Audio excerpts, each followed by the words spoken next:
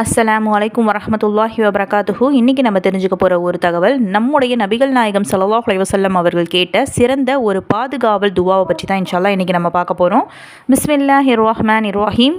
அல்லாஹும்ம இன்னி அவுதுபிக்க மின் ஜவாலி நிஅமதிக்க வ தஹவுலி ஆஃபியத்திக்க வ ஃபுஜாஅத்தி நிக்மத்திக்க வ ஜமீஇ சஹதிக்க.